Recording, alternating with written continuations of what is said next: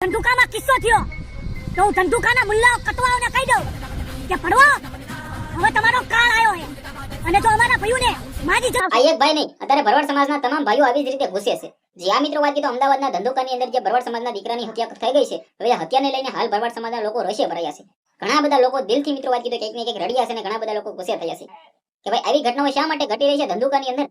પહેલા કિશન ભરવાડ વર્ષની અંદર 2-3 ઘટના તો આવી હોય જ છે અને ભરવાડ સમાજના દીકરાઓને કેમ આવી રીતે ટાર્ગેટ કરીને મારવામાં આવે છે. એક નાનકડી એમથી બાબતના કારણે, એક ખાલી બાઇક ઓવરટેક કરવાના કારણે શરીરના ઘા વડે કરીને ભરવાડના દીકરાને મારી નાખ્યો. હાલ મિત્રો વાત કીધો ભરવાડ સમાજના લોકો અત્યારે ખુલ્લેઆમ ગુસ્સે થયા છે અને ભાઈ વ્યાસબી પણ છે. તમે વિચાર કરો 2022 ની અંદર કિશન ભરવાડને મારી નાખવામાં આવ્યો અને હાલ ઘણા બધા એવા કિસ્સાઓ ઘટી ગયા છે.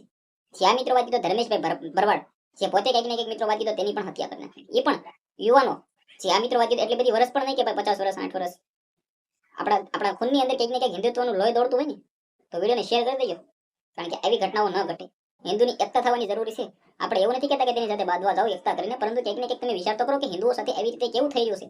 ભરવાડના દીકરાઓને મારવામાં આવી રહ્યા છે, તમે વિચાર કરો. હાલ વાત કરી તો ધંધુકાની અંદર તમે બધા લોકો જોઈ કે ગઈકાલે ભડકે બળ્યું હતું, કેટલા લોકો ગુસ્સે થયા હતા અને કંઈક ને કંઈક વ્યાસબી પણ છે, પરંતુ પોલીસે જે કંટ્રોલ કરીને ત્યારબાદ આરોપીઓને પકડવામાં આવ્યા છે અને હાલ પોલીસે સારું એવું કામ પણ કર્યું છે અને તેમના પરિવારને ન્યાય પણ મળશે. કાયદો કોઈ હાથમાં લેવાય નહીં, પરંતુ કાયદોનું કામ કરીને આ ભાઈ ધર્મેશભાઈને ન્યાય અપાવવો જોઈએ, આટલી આશા છે. વિડીયો વાયરલ થયો, વિડીયોની કોઈ પણ પ્રકારની પુષ્ટિ કરતા નથી, સોશિયલ મીડિયામાંથી મળ્યો છે એ માટે ખાલી તમને દેખાડ્યો છે. બાકી આ ભાઈ સાથે આપણે ગમે લેવા દેવા નથી, આપણે કોઈને ઓળખતા નથી, પરંતુ આપણે હિન્દુ છીએ તો આપણે સમાજ માટે, આપણે હિન્દુ માટે કંઈક ને કંઈક ઉભા રહીએ.